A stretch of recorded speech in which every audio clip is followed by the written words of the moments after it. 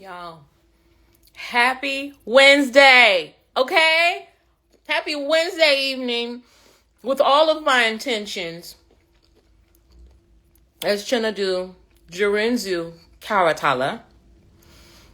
If you don't know me, I am a psychiatric mental health nurse practitioner throughout at least 11 states right now and growing, expanding. And also a resource and nurturer of love. Love is the highest power. Love is everything. Love always wins. Okay? You can be angry. Once somebody gives you the love that you need, that you're yearning, you're soothing, it melts you. Okay? So today we are starting a series. Me and my colleague, we are collaborating on this. His name is Pastor Chris. He's finna join and we're gonna get started.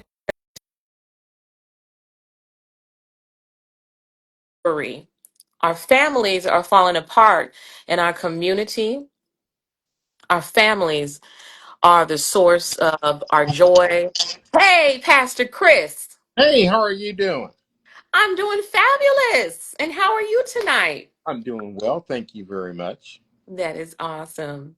So I was just telling the people about why we're doing these series, why we're doing these sessions, and how family is the source of love, of legacy, of pathway, of our source, our guideline. I mean, so much more.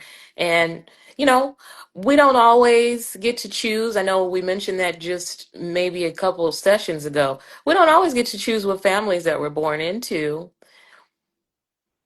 but it's still a wealth of information. That's right. That's right. Hmm. It's a wealth of information, and we we can't choose what families we're born into.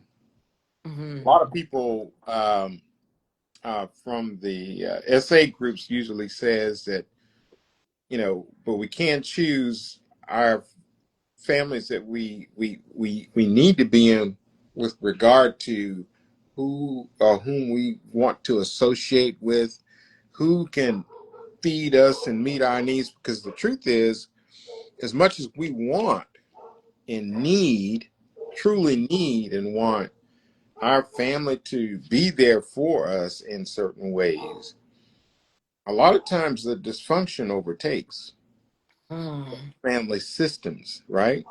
So true. And so when we have those extreme cases, which they do exist, Hmm. from inability, unwillingness, so I think it's really an inability issue. Because of Lack of capacity. that's right. Hmm. Then then you're forced to, okay, I'm going to thrive by creating my own family. I knew this young lady. She was from China. Mm. Had her. She had some special circumstances. Mm. Put it that way. Mm.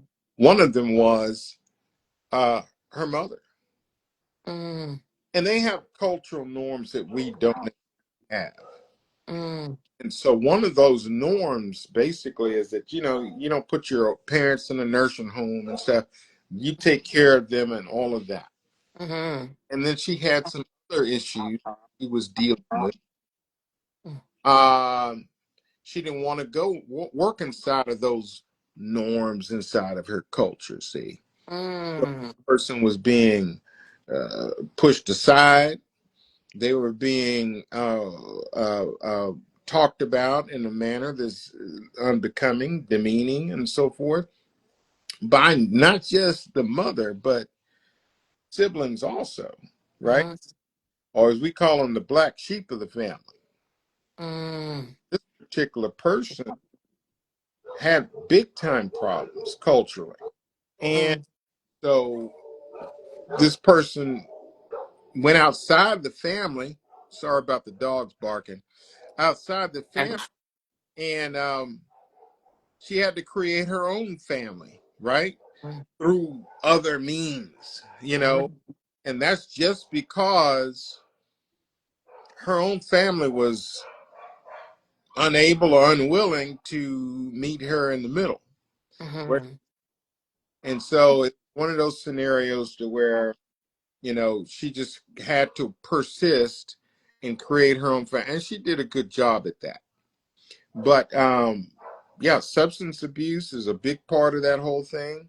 Mm-hmm. People treat each other the way they see or learn to be treated. A lot of times that happens in the home. There's a guy that he wasn't a part of our family, but he was a part of he's the guy next door, literally. Mm-hmm. And he was a nice guy to us, but he always had a, let's say this was a beer. He always had a beer in his hand. Like Mm-hmm. all the time. Mm-hmm. Whether we saw him mowing the yard, standing outside, anytime he always had that beer in his hand, right? And Mm-hmm. like what it was like permanently affixed almost, this guy. But he, I'm sure, had issues with his family. His brother lived right next door to us, and I never saw those guys talk. Ever. Wow. And that didn't just start in that moment.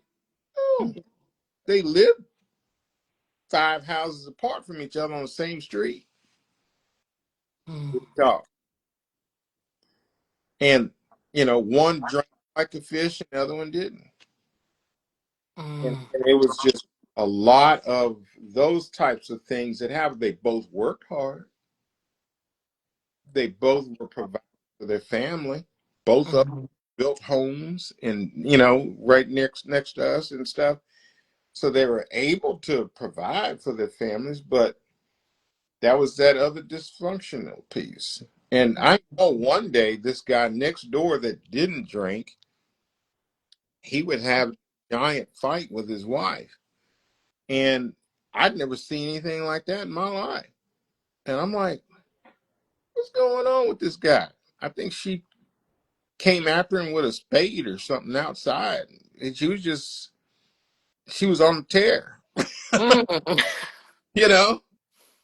And all we could do was stand outside and just go, wow, that's horrible. Mm-hmm. But so something was going on in that family. I have no idea what it was. I think, looking back at it, it was some type of mental issues going on. Because this particular lady, she would act strange. You know, Mm-hmm. her moods change all the time. One day she'd be super nice. Another day she'd come out dressed in black from head to toe. Just all Wow. kinds of, yeah, She's feeling dark those days. very dark. And she Mm-hmm. mysterious things.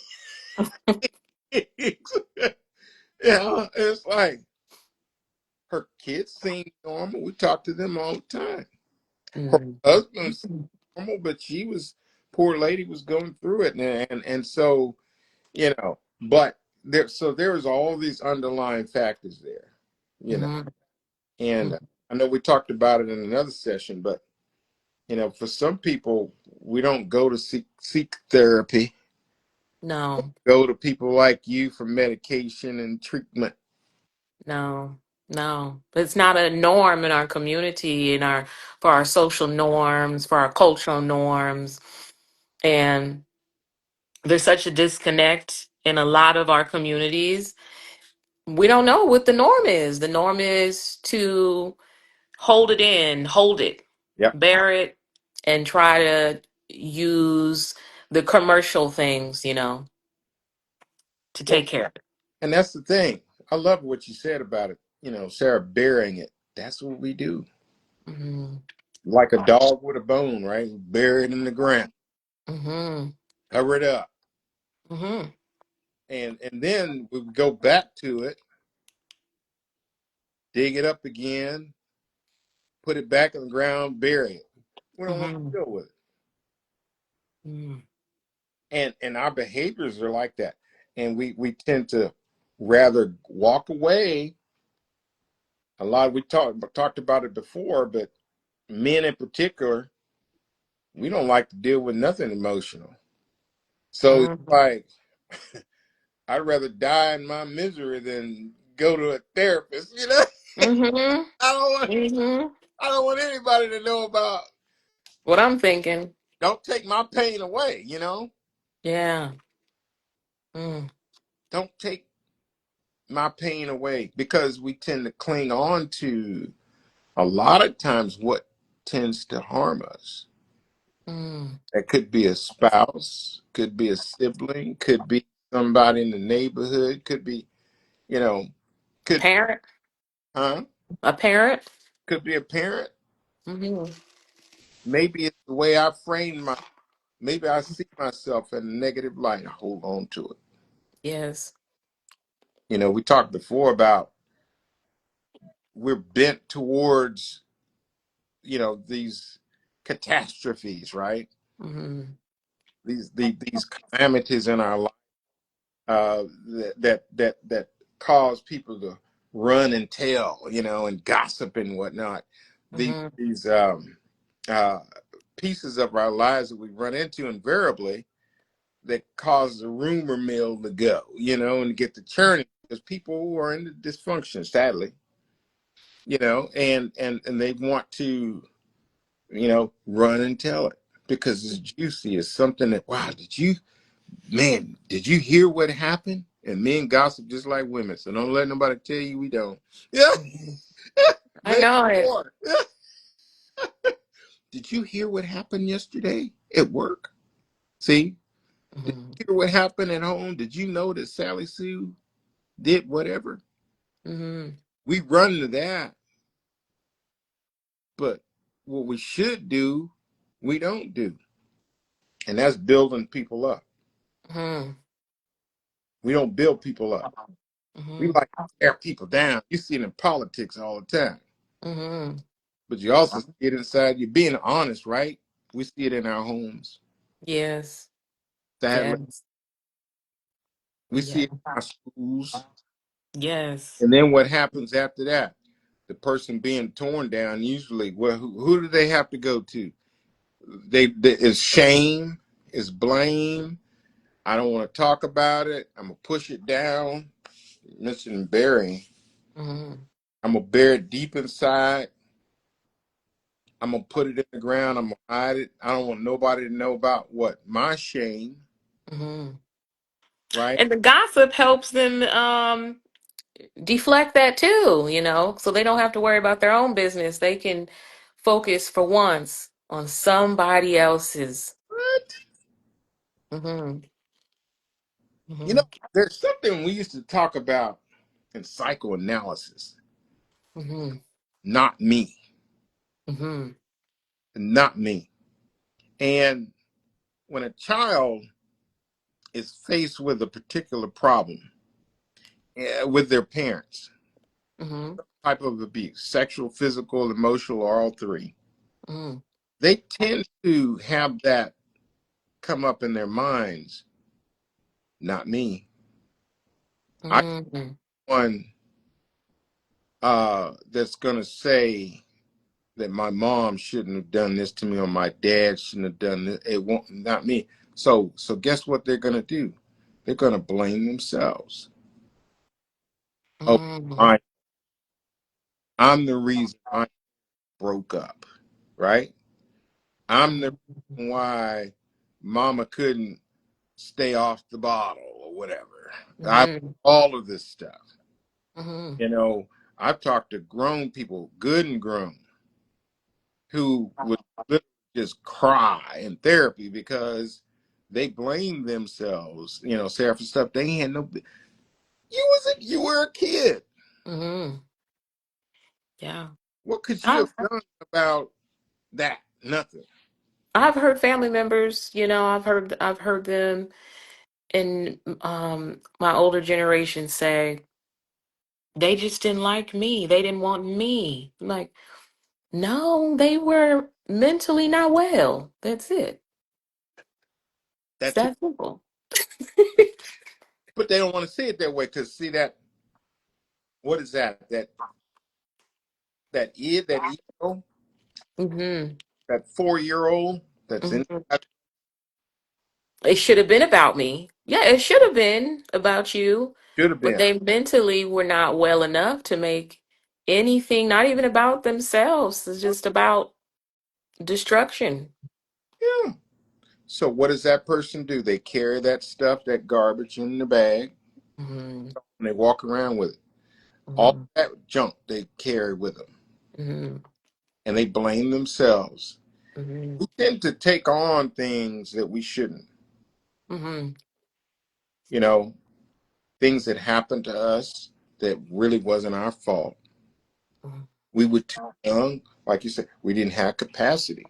We were Hmm. too young Hmm. to have any type of power over our situation, or if Hmm. we did, right? We tend to subjugate ourselves to all this blaming and shaming business. And then society, Hmm.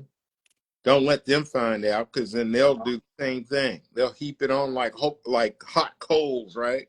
Hmm. So we shame people very well, Hmm. but we do a poor job at, at building people up. Hmm. We do a very poor job at holding the space for people. Maybe Yes. somebody just needs a listening ear. That's what Yes. we're in, right? Yes. Yes. Yes. They need somebody to make their spirit feel safe. That's what you do. That's what we do. That's what we're here for. I mean, it's such a great need, especially in the families and what they're facing today with immigration, Mm. with being displaced from their housing. And then let's just not even talk about all the historical things that are being transcended just through the generations that are just being blocked with distractions from social media, from video games, altered foods, more violence in the home, and Mhm. then, as we're talking about today, substances that just numb it out. You know, that is this fancy term called epigenetics. Mm-hmm.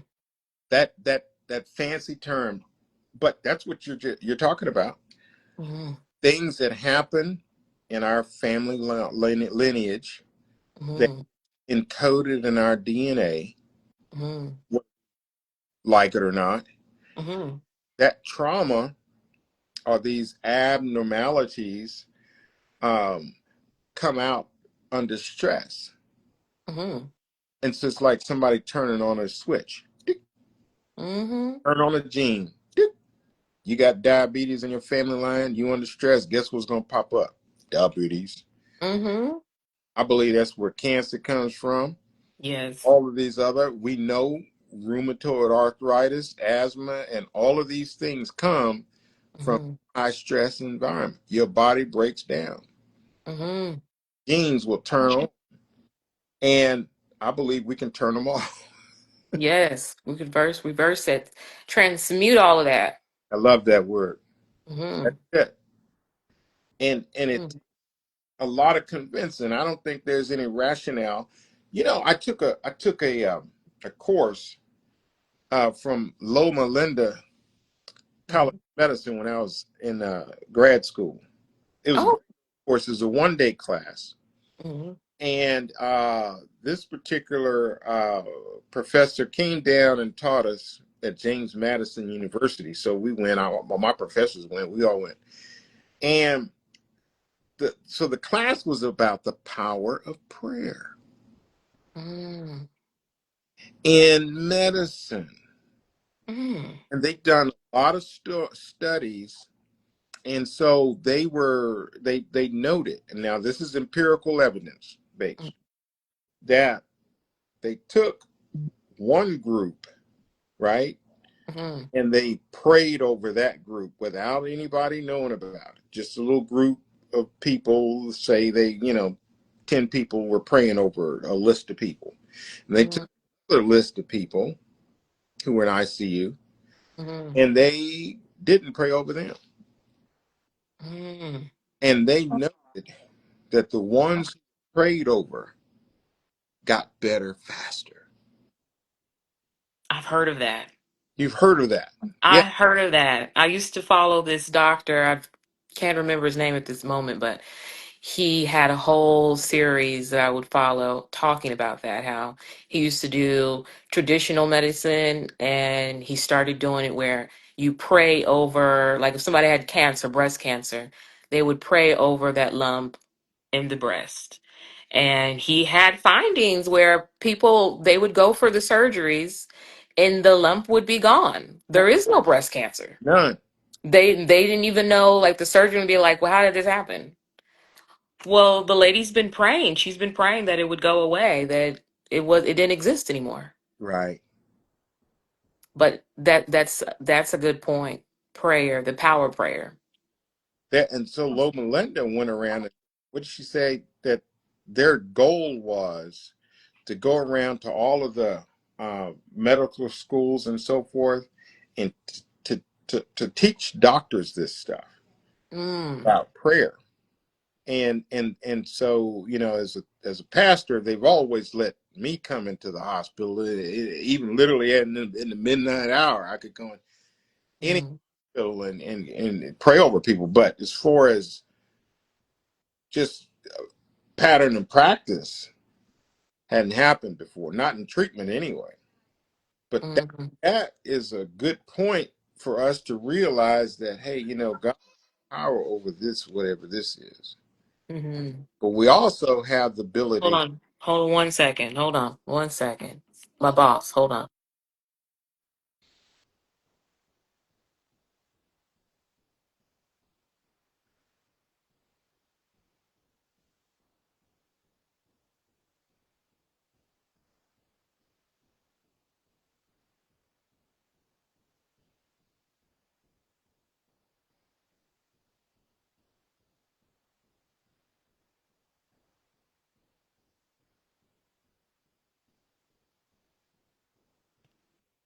Okay.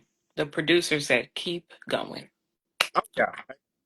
And so we can exercise our gifting, our ability, right, to connect with God to Mm-hmm. remedy some of these issues. I think it works with other things too. Mm-hmm. These family line issues with this epigenetic stuff. It doesn't have to affect us. Mm-hmm. Yes. You know, Yes. the mental illness that also comes through these lineages. Mm-hmm. It doesn't have to affect. Mm-hmm. Yes. I And it can be the end of it and the change that the generation's looking for that's it. in the family. Yeah. That's it. Mm-hmm. The Bible it talked about uh, this blind man that Jesus was, healing or whatever. I think he was blind or crippled. I'm not sure which one. But anyway, um, and his disciples asked him, "Who sinned, him or his father?" See, they knew about epigenetics too. Ah, that's a good point. That's a good point. Yeah, That's a good point. yeah. That is such a good point. But Yeah. Jesus healed that, and He's given us the ability. We just have to believe, right? And Yes. so we've got to use those abilities, that negative stuff that people tend to gravitate to so quickly and easily. Mm-hmm. That tears us down, tears us apart. But that's how we know it's the devil, though. Yes.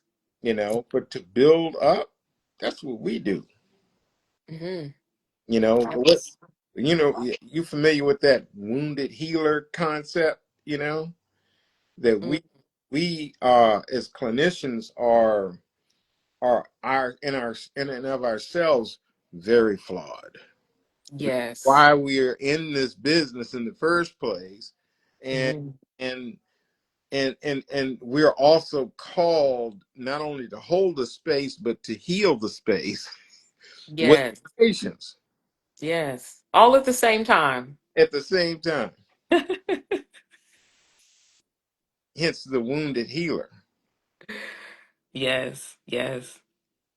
Yeah, we Yes. can't, we can't do it, but that's with any kind of substance abuse stuff, any kind of trauma. Yes. And I believe that all the substance abuse, even cigarette smoking or overeating, and all of these addictive behaviors, even being a workaholic is addiction. Yes. It's Yes. trauma. All of it's trauma based. Hmm. Hmm.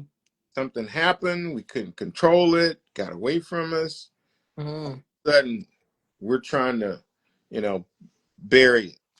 Yes. Yes. Stop that overactivity in our nervous system that's leading us to these compulsions and these behaviors to soothe or distract or avoid or just numb out, whatever, how you want to describe it. But and there's help out there. There's prayer. There's so many different things you can compile. I know you were talking to me about um, how the rocks and the trees formate, which was great. And I was thinking about, because I love going to the beach too. And I love finding those seashells and the different rocks and how they're formed and how they feel when you hold them, and just thinking about how they broke off or how they were. Yes, yes. And yes, yes, and they hold power too. Yes. And all the things that we layer in our lives hold the power. They hold the art of the day. They talk about the routine. The routine is good, but all the other slices in between, so even if, you woke up at 5 in the morning every day, did a 2 hour run or workout, but then you're sipping a beer every 2 hours, that's gonna outweigh the positivity because Oh, you're doing more of that. You're feeding that wolf, that doggy, over the positivity, over the healing that gets you through the day and feeds the life for your life. I call those maladaptive behaviors. Mm-hmm. They're not they're not generative at all. Mm-hmm. No. Our fallenness, we tend to turn to those negative behaviors before we actually, I think, learn to adapt Mm-hmm. and adopt Mm-hmm. generative behaviors. Right? What did Dr. Maya Angelou say? The late great Dr. Maya Angelou. Mm. Love her. When me too. She says, when we know better, we do better. Yes. Oh, I love that. Yes. And sometimes it takes so many times of failing. I mean, I know we were talking about families, and um, I know earlier in one of the sessions I was telling you one thing I've noticed in my practice is when people expand their family at whatever age and they see their reflection and they see their genetics, they see their behaviors right in front of them. They do, I guess, three things. They're happy, either they're terrified, or they just run, Right. for the hills. I remember when I first started practicing psychiatry, I had this young man, African American man, and he was homeless. He was in one of those, in and out of those IOP programs, MHMR programs. Hard for them to get a hold of him because he was homeless. And then he had so many medical conditions. He had end stage kidney disease, heart disease. On top of that, they called it schizophrenia. But after meeting, and then he had a virus, he had HIV. And after meeting with him and learning about his family dynamics, he told me he was married. Okay, you're married. I'm thinking you're married, but you have no housing. Okay. And then he told me he had 9 kids. Wow. 9 kids. Wow. Well, how old is the youngest? He's like, oh, they're two. The oldest is 18. Oh, wow, wow. And so Wow. what do you do all day? And he told me that, he just hangs out. He cannot really rest. He keeps thinking about all the trauma he's been through. He never really had a family. He didn't have a mother. He didn't have a father. He was raised with his aunt, and his aunt would beat him all the time. Mm, amongst other things, put him out. He said, I've been on my own since I was 12. So mm, I can't stop thinking about those things. So I'll either use the cannabis or pain medication, go to sleep. And then in the mornings, I'll use meth to get up. And that's what I have to do. And then he refused to take care of himself. So he wouldn't go to dialysis. He would just wait until he started feeling confused and disoriented. And then he would go to the ER to get dialysis on the go. mm, mm, mm. Yeah. And he, unfortunately, I wasn't able to help him. He was so far gone. Hopefully somebody's caught him and helped him. But it it just really opened my eyes even back then. Um and I'm thinking, so after the first kid, you didn't, stop and think to yourself, I need to get help. Mhm. Had 9 kids and he just keeps running. He's running from himself, running from his kids. It's a really sad thing to see because then all those kids, the whole family is affected Mm. by just not having that role model, that part of them there to raise and protect and guide them through this lifeline that we're in. You know, that reminds me when I was running my IOP groups up in Virginia, in Appalachia, great experience. Um, there was this young lady that showed up in my group, and this we had an open group, so we always had group 3 times a week, Monday, Wednesday, and let's say Friday, right? Mm, And so, and I would give random UAs and so forth. And so this young lady was there, and she was probably 23 years old, something like that. young. Was Russian. She was from Russia, first generation Russian. Beautiful young lady. Mm, And she was sitting in my IOP group, and I'm like, "What are you doing in here?" And it was her and about 2 other people at that point. And I opened up the group, just start talking like I normally would, and this poor girl just start crying, like uncontrollable. I mm, had the whole thing at Kleenex, and so I told her, I said, "Look, you can't be in this group crying like this." I said, "So we need to have a session, just me and you." that But individual first. that's it. So we Mm. did that, and this girl had, you know what those interlocks are that they put on the cars for when you drink too much and you get caught. But Oh, yes. she had one of those on her car.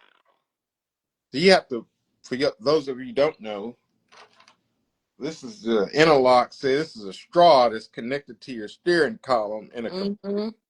stall, and you have to blow on Go it, into it. crank the engine, and in a sequence.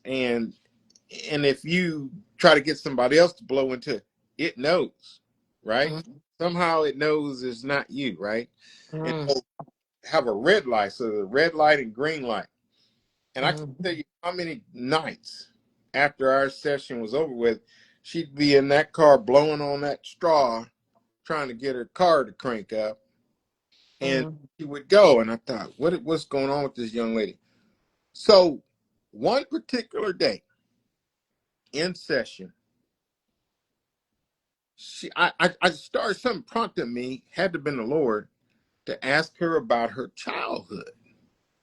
So mm. what do you remember? What's your earliest memory? You know what this young lady told me? Tell me.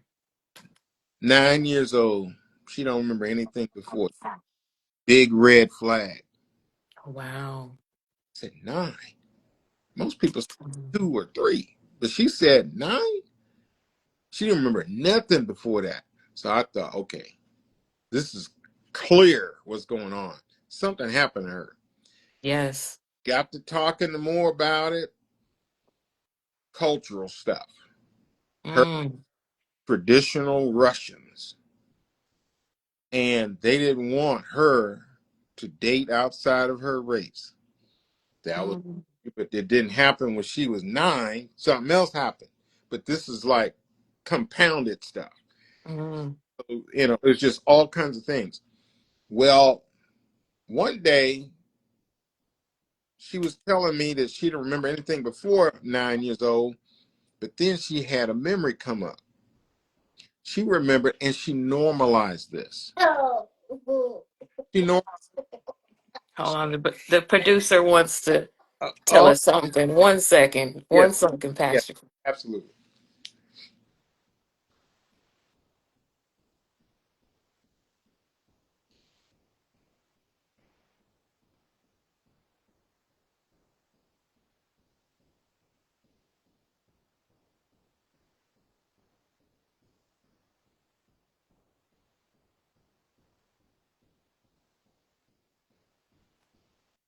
Okay. And so what she said in just a matter of fact way Mm, was she remembered when she was 9 years old, she had black hair, pretty black hair. mm, And she said her dad grabbed her by her ponytail and snatched her head back so violently mm, she passed out or something, or blacked out or something happened like that. And mm, but she said it in a way that was just like I'm talking to you about going to Sunday school or something. I said, "Oh, mm, what'd you say?" And she said, "Oh yeah, but it's no big deal." I'm like, "Contraire, mon frere, that was a big deal. We're gonna have to explore that." mm. Got to talking about it, and guess what happened? She admitted that she didn't have, she had other gaps, other time periods in her life, large chunks of time that she didn't remember between the ages of 9 and 14 years old. Wow. Another red flag. And I'm like, this child has been mercilessly abused somehow. Mhm. And what she's done is she blacked it out. Yeah, she went into survival mode and just went unconscious in the conscious. And so her walking and befriending people and dating black guys and all this stuff, Mm, she was rejecting her culture. mm. In a sense, rejecting herself. Oh, you getting deep. And she didn't even know it. You getting deep. She didn't know it. I had to go fishing with her. I She see it all the time. didn't know it. And Mm, so the remainder of our time was, I'm going to call myself Dr. Times. We're working on that whole thing. And you know, in the end, this is a good success story. In the mhm. end, that girl got a better job. Oh, that's And awesome. after I moved to Texas, she reached out to me on in some platform she saw me on. And she said, I just wanted to let you know, I want to thank you for everything and all the therapy and blah blah blah. And she said, I'm moved on. She got married and she Wow. moved to Florida and she was happy and she was, you know, all of that. And I'm Mhm. like, well, that's a wonderful thing. Yes. She was none of that in Virginia, in Appalachia. She was living in pure DHE double hockey sticks. Mm, So she had an encounter with herself. hmm. A spiritual awakening of who Yeah, she truly was. absolutely. Mm, She was none of those things that she thought she was. And a part of me is curious as to the unfolding of things after our last session. You know what I mean? But I had to leave it there. I couldn't ask. mm-hmm, But just to know that she had done so many things beyond where we left it off. mm, Moving from Virginia and Appalachia to Florida? What? She left mm. her whole family. She left her culture. She followed her dream. Oh, that's awesome. You And help build her up oh, totally. and hold her that space to release what the first man that she loved did to her. Now, yes, that's right. Producer. Somebody that she should have been able to rely on unconditional, because she wasn't getting unconditional love. And unfortunately, her mother upheld the father and all of this stuff. Mm. So she didn't have, this child had nowhere to go Wow. but to the bottom. Wow. You know? Feed. So all of that was trauma based. Yes. You know, Yeah. she thought that the reason why she turned to drinking was because at 21 her girlfriend got in a car wreck and died. Mm. But that's how she put it together in her mind. Mm-hmm. But the truth is, no, this happened way before that. Mm-hmm. It just kept reoccurring. Oh, absolutely. Mm. One too many losses Mm-hmm. turned to the bottom. But we had to go fishing. We went into deep water. And when it was all said and done, she was okay. Mm. Yep. Yeah. I remember earlier in our session, I think maybe in our second session, we were talking about going fishing, Hmm. and you were telling me about how you've seen so many people recover. And, what we do, sometimes we have so much limited time to do it, whether it be for insurance reasons or financial reasons, person can't continue to pay, or maybe they don't have access, they don't show up, they move out of the service area, whatever it might be, but it's the win. Yeah. And when that happens, it's not just, and I was talking to you about the personality disorder videos that I've been reviewing, and how people are like, they'll never change, they never change, no, no, no. And it's an awakening for them, Yeah. for anybody, I've seen mothers when they first have their kids, and they say, "Oh, this is postpartum depression," but it's an awakening, So they might have already had a substance abuse issue. They might cope with the substances after through this awakening, but it's an awakening of who you truly are. Mm-hmm. Hmm. No, that's so true. When we hide from ourselves those parts of ourselves that we think are unlovable, right? Yeah. Untenable. I can't even live with myself, right? Hmm. Because of XYZ. Those are all lies from the enemy. Hmm. Because the truth is, God loves you unconditionally. Oh, you just read my mind. I'm gonna say, because that's not love. Nah, yeah, That is not love. no, no. We teach each other how to hate ourselves. Hmm. How to hate on ourselves Yeah. as well. Oh my gosh. You know, when I was at Eastern Mennonite University, I love the Mennonites, okay? But they're very good at shaming people. Oh no, that's college for you. Look, hey, look, this, and and up in the Amish country where I lived, they Oh were very wow. good at shaming people. They were like experts at it. And if you did something outside of the cultural norm, everybody shunned you. Oh, I bet they're Oh, strict in their culture. oh man, and for them that was horrible because it was the culture. Everybody shunned. Nobody talked to you. I mean, like nobody talked to you. You Mhm. might as well walk around in black with ash. What's that? Ashes and whatever on your head or whatever. You Mm, you was a pariah. This kind of stuff. mm, That's not how God is. God doesn't do that. And so when we find ourselves in these untenable situations, well, we convinced ourselves, or maybe somebody told us through actions or verbalization, mhm, we're not lovable. That was something wrong with us, and that nobody wanted us, or that we were to be shunned, or whatever. mhm, We were maybe considered the black sheep, and everybody made you know it, or whatever the case may be. Those things create dysfunction inside of the body, yeah. create maladies. And so a lot of what we do, I see, is detangling these things, right?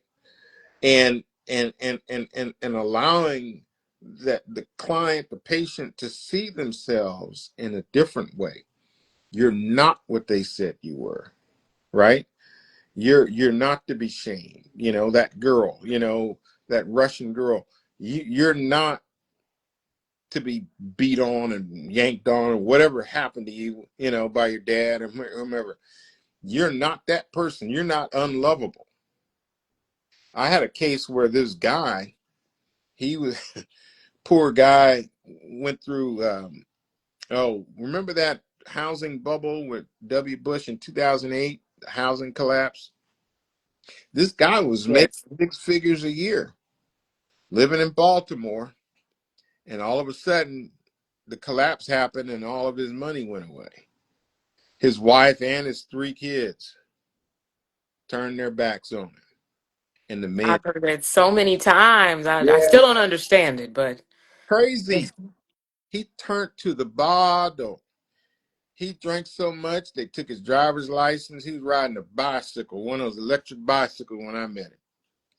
And he went through my program twice.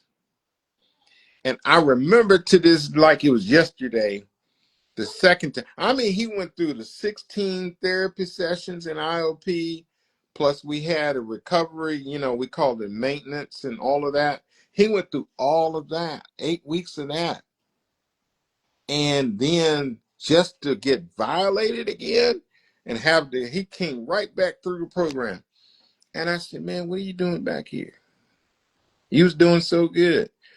Oh, well, and he would sit right next to the door this time, because normally he was jovial and just, you know, all that was a mask, Sarah. It was a mask. He was a sad man. And so the second time around, like the song, um, he was just sitting there. And so something happened where we were talking about God in the group and love and all of that. And the guy became infuriated. He says, God oh, doesn't wow. love me. God hates me. And I didn't have to say anything. The group took care of that. There's a couple of people in the group. How dare you say they got on him, and I just watched it work. And after that session, he left. He went home. He came back the next day, the next therapy session. Something shifted inside of him. All of a sudden, he took ownership. And then for the first time, he was able to talk about how he ended up being an alcoholic. He talked about his wife. He talked about his girls. He talked about all of the disappointment. He had never talked about that the first time around. But here it is now. It's all coming out. And once that came out, look here.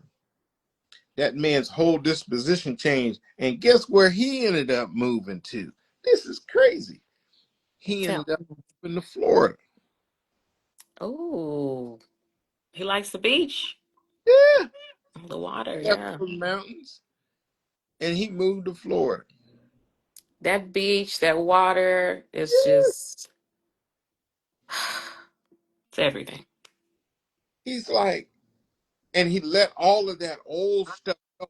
He talked about how he wanted to hurt the man that his wife did him real bad, and his girls. Not Sounds only, like betrayal. oh, it was terrible. It was some stuff, my God, the way it all unfolded, I felt my heart broke for the man. But Hmm. we had to go fishing, so Hmm. get to the why you keep drinking. Hmm. And when we went deep, we had to go deep, deep, deep, deep with that. Deep And down in the when we well. got deep down in there, all of that stuff come up. Incest. I couldn't have planned it better myself. It came up. It came up. And next thing you know, he took ownership of all of this. Hi. And he's like, Chris, I'm moving. When he was done with everything, I'm moving to Florida. I'm going to live on my cigarette boat. I said, what? Oh, yeah. but he had been holding on to that, and he made himself believe that God hated him. Mm. I mean, I can see how he might feel that way because he had been through so much, had held it, had never released it, and it just stacked up, and it was probably just resurfacing through his mind. He couldn't even account any goodness that God had gave him. Mm-mm. None. He was so bitter, so angry, but he hid the anger with laughter. Mm. And when he was alone, he would drink heavily. Mm. Mm. Oh yeah, Mm. yeah, That's a good point. The drinking when you're alone, and for some people, there's like a codependency. Now, there's an art to interconnectivity in the family unit, but the codependency of just being with anybody can never being alone yep. is a defense mechanism, so they don't have to, or people don't have to, persons don't have to be with their own thoughts. That's right. That's right. Mm-hmm. I call those distractions, Mm-hmm. Mm-hmm. crazy making. People who've been sexually abused do the same thing. They always make it. You know, I think that's what borderline personality is. Mm. I Mm. have turmoil in my life, and if there's peace, I'm going to create turmoil. Why? Because of the volatility of it. It's auxiliary. It's an addiction piece there, Mm-hmm. but that addictive piece feeds something. It's like Mm-hmm. before, Sarah, about self-soothing.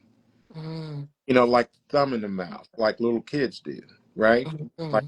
pacify. There's something satiating about it, right? Mm-hmm. And and and that the the pills, the drugs, Mm-hmm. the overeating, Mm-hmm. all of that has one thing I think in common, and that's the hand to mouth thing. Ah, yes. Oral and elimination. I remember I had when I worked at a transitional center here in town, we had a young lady come in. Her parents brought her in. She kept defecating on her bed That's a when part. she was angry. That's a part of it. And they were tired of it. They were like, she can't be here anymore. And And that's then when they would tell her that, she would start shaking. And then she would do it again. She would wait a little bit and then she would put some feces on her bed again. that's that oral anal thing. Mm. The So re- she's trying to tell them something, but she's like, they're not listening, so let me do it again. Let me tell them again. but people get trapped in that oral slash anal phase Mm, that usually means something went wrong between ages of 2 and about 3.5. mm, Something happened. Now it could be probably subjective or maybe not, but something happened to where their self-image got tarnished. mm, Something happened. They say this during the potty training years, right?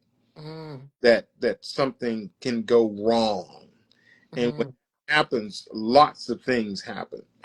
mm, There's controversial evidence in science that says that even now this is going to be interesting, but even sexuality can be misaligned or identified during that particular period of time because something going awry uh, mm, between this oral and anal phase, and it's very interesting, I think, because of how the person develops. You know, we don't even realize, oh, I'm a boy, I'm a girl until a certain age. You know, mm, and so we don't identify, self-identify, right? And mm. so lots of things can happen. About 5, 6. Yeah, Mm.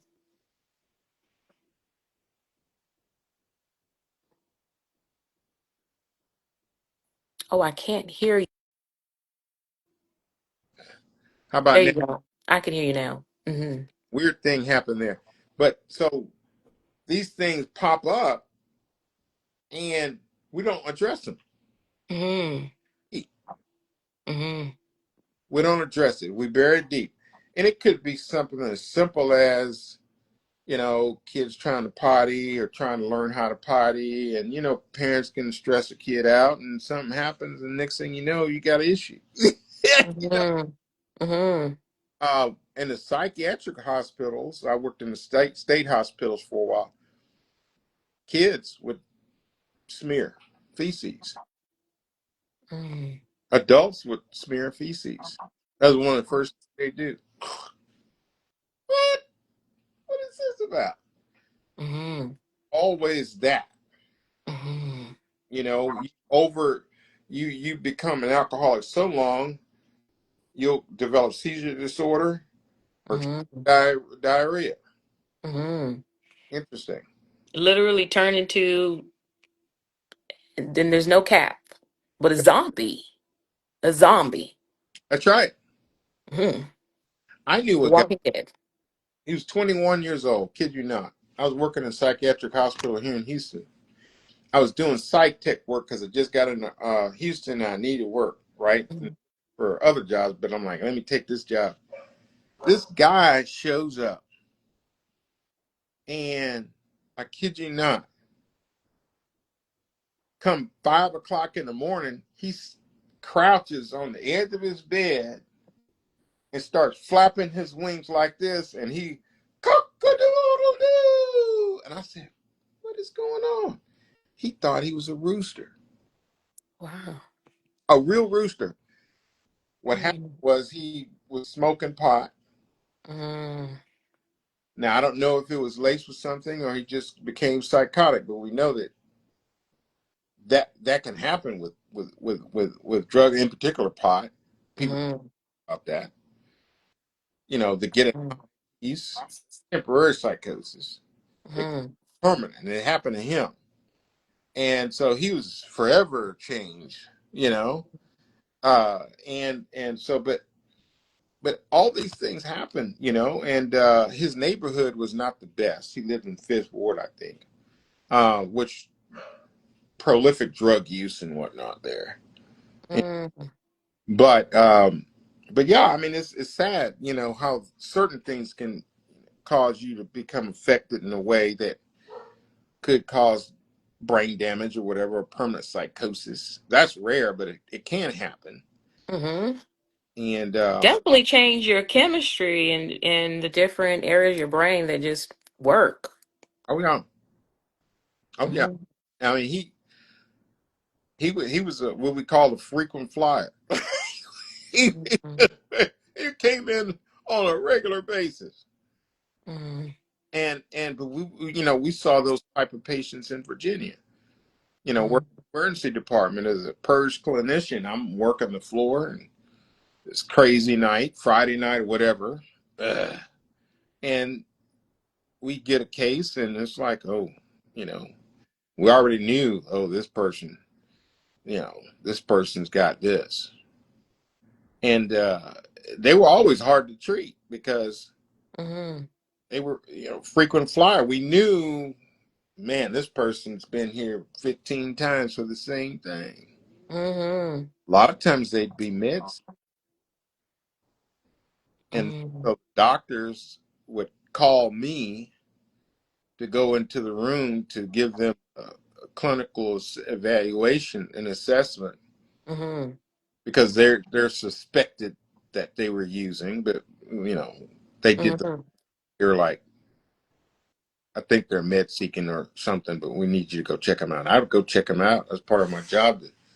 Mm-hmm. And then I would find that, oh yeah, this person really has an issue, or yeah, you can go ahead and discharge them. So I discharge, I would Mm-hmm. discharge them and send them home. But Mm-hmm. that was always a tough call. But sometimes we get a case that was really difficult, and we'd have to put it. We used to call TDOs, temporary detention orders, and they had TDOs, emergency detention order, which is an 8-hour hold, just so time for me to get in there and look at them and Mm-hmm. say we need to hold them further, or we need to let them go home. And Hmm. all of that was interesting. Yes. Just about everybody come through there. And there's one poor lady, she was dealing with some physical abuse from her husband. Mm. Go see her on the floor. She looked like the nicest woman you ever seen in your life. She Oh. was standing at the windows, and I remember walking in and just to, go and talk to her and assess this woman. She had bandages on her arm from her wrist to her elbows on both arms. Mm. And as calm as I'm talking to you, I said, "Ma'am, what happened to you? Why are you in here?" Now I knew what happened to her. I read a chart, but I wanted her to tell Yeah, in her own words. What does she think happened? me. She says, "Oh, um, my husband was home and he left, and I just took a knife, a butcher knife, and I just ran it down my left arm, and then I just ran it down my right arm." Mm. I'm like, and she said it with no emotion whatsoever. Mhm. I'm like, "Yeah, we keeping you for a while. You're gonna stay in there for a while." Yeah, she numb. Numb and like I was telling you the metaphor that you had brought up with the formation of the trees and with rocks, there's so many layers to us and life is just like that. Oh yeah, But the first layer is yourself, your own story, who you are. good. Yes, yes, yes. And the other stuff is just, I call it the sprinkles on the cake. Mm, And sometimes it can also be a distraction. this is true. Like the guy that was always laughing and joking, but he was sad and sad. Wanted Mhm. to, yeah, Mm, yes, yes. that's right. Well, we're going to keep talking. This is our first session. I appreciate your time, Pastor Chris. You are a wealth of information and experience, so appreciate your time. Hey, I enjoy it anytime. Hold on, producer. Hold on. Hold on, producer.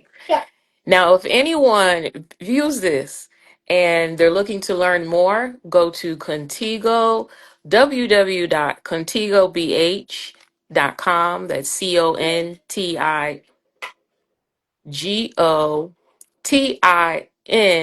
I'm sorry, Contigo, B as in boy, H as in Harry.com. You can learn more about Pastor Chris, myself as well. You can also schedule an appointment, make sure that we're in your service area, and you can schedule an appointment online conveniently. We do take insurance. You can pay out of pocket as well if you choose to. If you have neither, there are resources to get these services either for nothing, especially if you live in Washington State. And then if you live in other of the 50 states, there are discount sliding scales. So just reach out, schedule an appointment. You can always call the office, leave a voicemail, someone will give you a call back. Or you can text 214-764-6810. And I'm going to leave that number in the captioning as well as the website as well. And we're going to be meeting every Wednesday, and we're going to be talking about recovery, family, marriage, what had. Leave your comments. We'll discuss. And I hope everybody has a good night. I hope you enjoy. I hope you learned something. I definitely did. I Me, definitely did. me too. Yes, absolutely. So thank you and have a great night. Thank you so much, Chris. I Yeah, appreciate you. take care. Bye bye. Bye. Oh,